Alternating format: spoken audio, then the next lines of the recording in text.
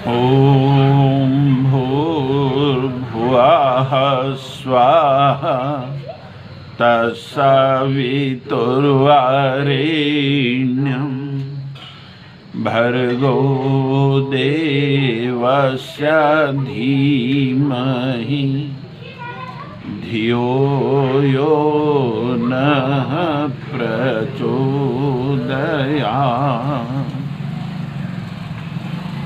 अज्ञानतिमिरान्धस्य ज्ञानाञ्जनशलाकया चक्षुरुन्मीलितं येन तस्मै श्रीगुरुवे नमः।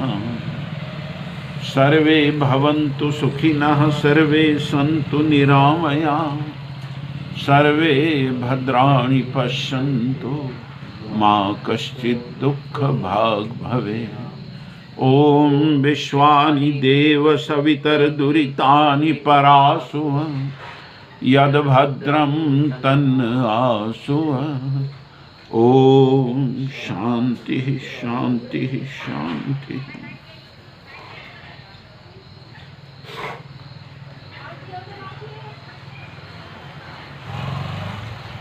कल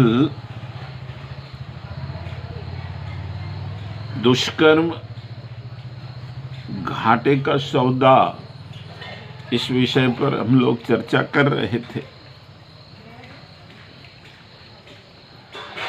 संसार में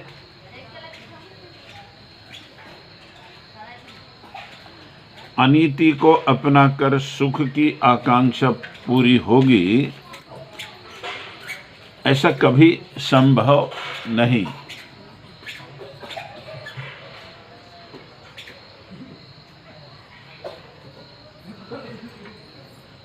इसलिए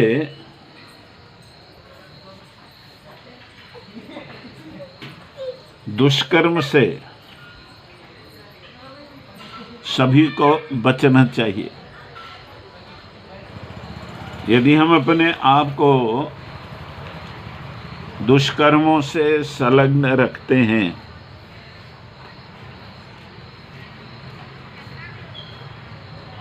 तो नाना प्रकार के दुख, अपमान के क्षण मनुष्य की अपकीर्ति का कारण दुष्कर्म बनते हैं।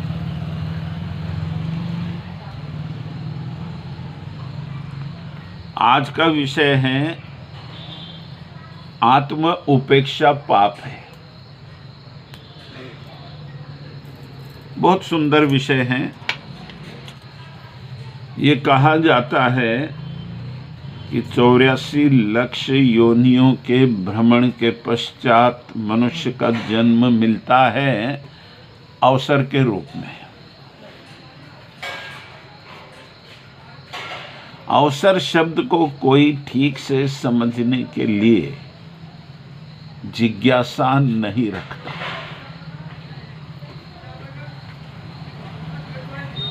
चौरासी लाख जन्म के पश्चात कोई एक जन्म अवसर के रूप में मिलता है।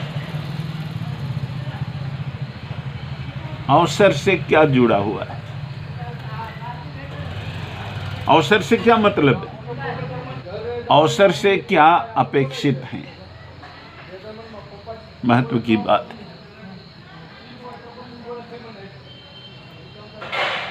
प्राण अपना है, प्रतिभा भी अपनी है, किंतु वह प्राण और प्रतिभा अनघड़ स्थिति में झाड़ झंखाड़ों में भरी रहती है। इसका अर्थ ये होता है कि मनुष्य जन्म से पहले जितनी भी भोग योनियां प्राप्त होती है जीव को, उसमें नाना प्रकार के मलिन संस्कार, कभी क्रूरता है, स्वार्थपरता है, संकीर्ण स्वार्थपरता है, हिंसक प्रवृत्तियां हैं, कुछ जीव एक दूसरे से घृणा करते हैं। ये सारे संस्कारों का जखीरा आत्मा अपने साथ लेकर के आती है इस बोझ को। इन्हीं को झाड़ झंकार कहा गया है। अब अवसर तो इस झाड़ झंकार की सफाई के लिए मिला था, ताकि आत्मा अपने मूल शुद्ध स्वरूप में जानी जा सके और उसका लक्ष्य भी जाना जा सके। परम पूज्य गुरुदेव अपनी हिमालय यात्रा का वर्णन करते हुए गंगा के संदर्भ में गंगा का दर्शन प्रस्तुत करते हैं। गंगा हिमालय से निकलती है लक्ष्य लेकर। गंगा का लक्ष्य है सागर से मिलना। गंगा सागर में जब मिलती है, गंगा सागर में जाकर, तब उसमें पूर्णता आती है, और जब तक नहीं मिलती तब तक अपूर्णता है। अब अनेक बाधाएं आती है और लंबा रास्ता तय करना पड़ता है। झाड़ झंकार भी आते हैं और चट्टानें भी आती हैं, खाइयां भी आती हैं, गड्ढे भी आते हैं।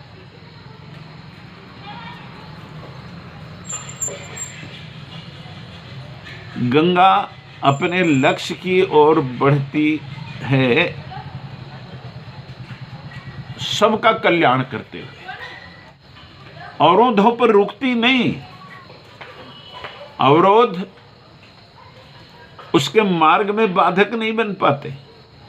ये गंगा का दर्शन समझ में आना चाहिए कि वो लक्ष्य की ओर बढ़ती है और बढ़कर ही दम लेती है।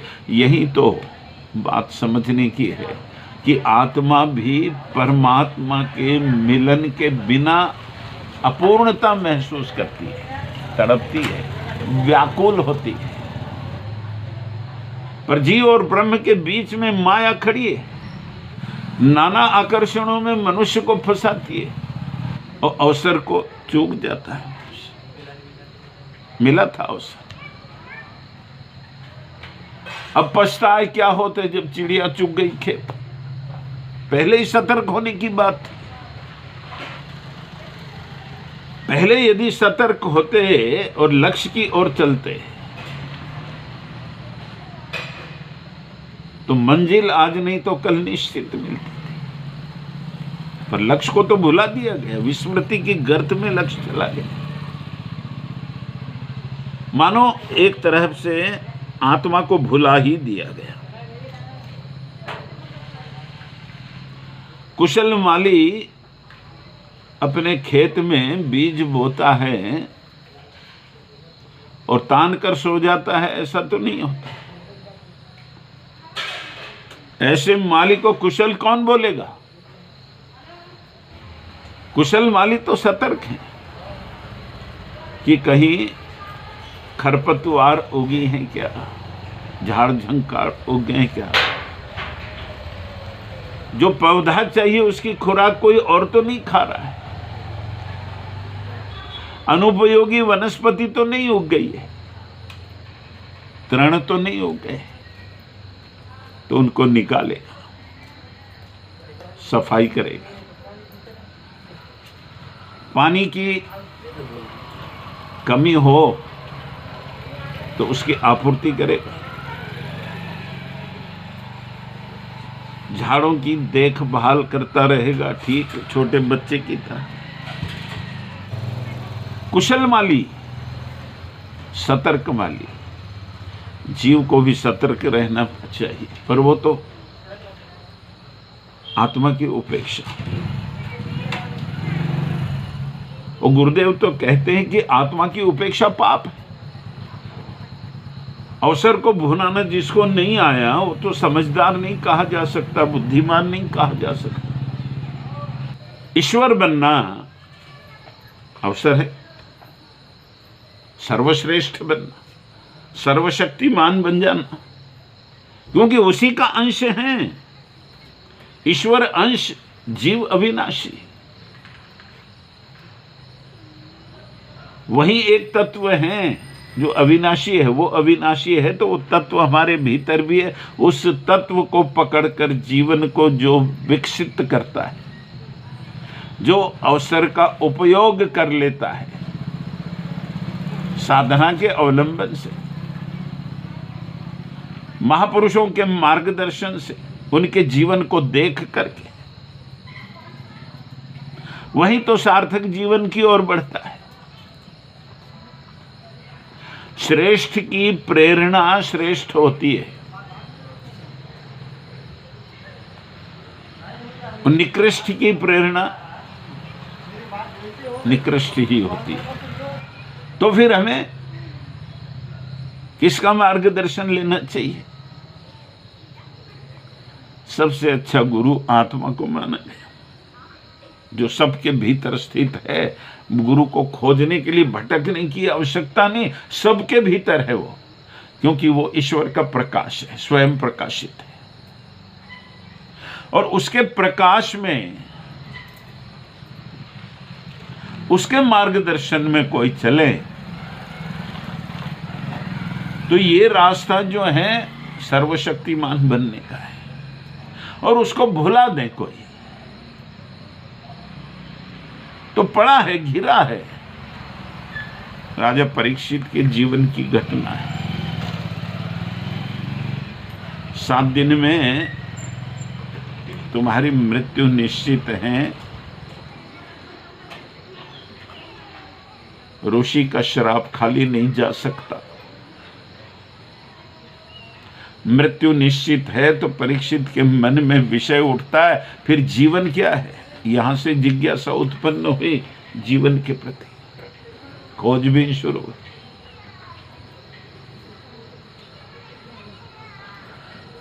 मुनि सुखदेव जी जैसे जीवन का अर्थ, जीवन की उपयोगिता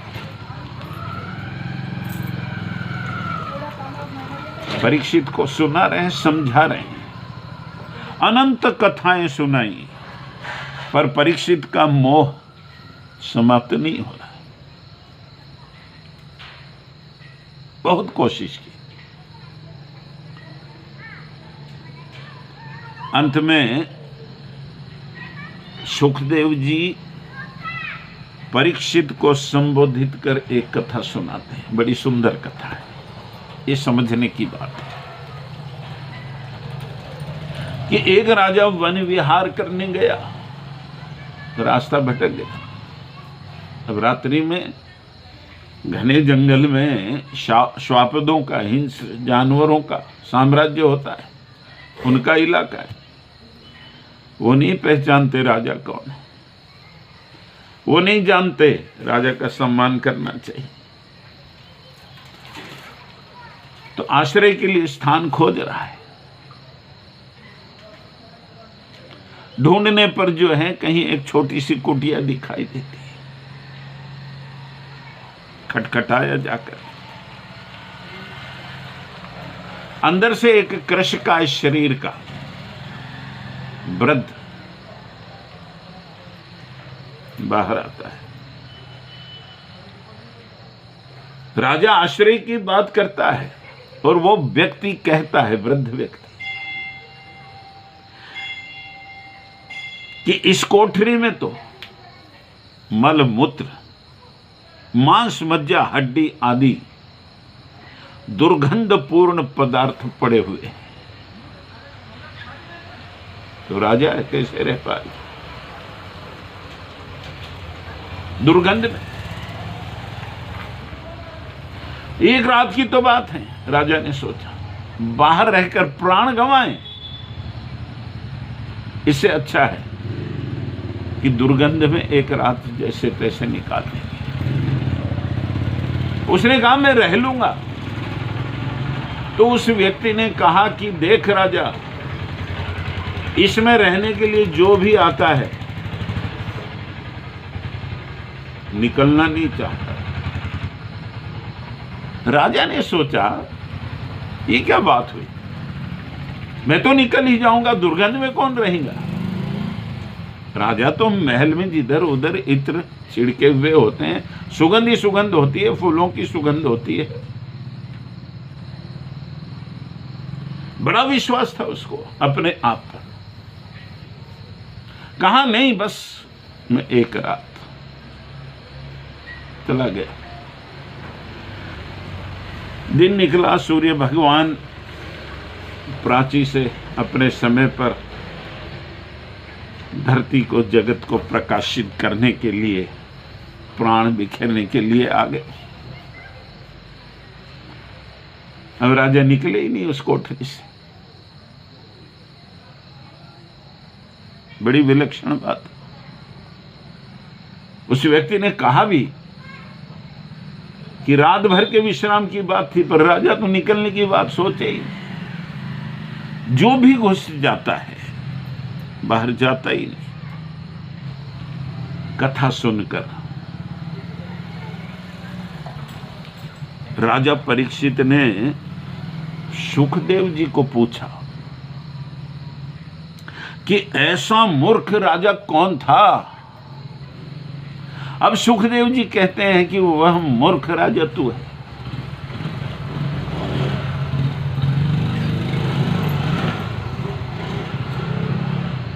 जिसका देह का मोह समाप्त ही नहीं हो रहा है, आत्म तत्व को पहचान ही नहीं पा रहा है। जब तक मोह का पर्दा पड़ा हुआ है तुम उस प्रकाश से संलग्न हो ही नहीं सकते। हो सकते हो? इस कोठरी के अंदर मांस, मज्जा, मन, मूत्र, यही तो सब है भरा हुआ, हड्डियां।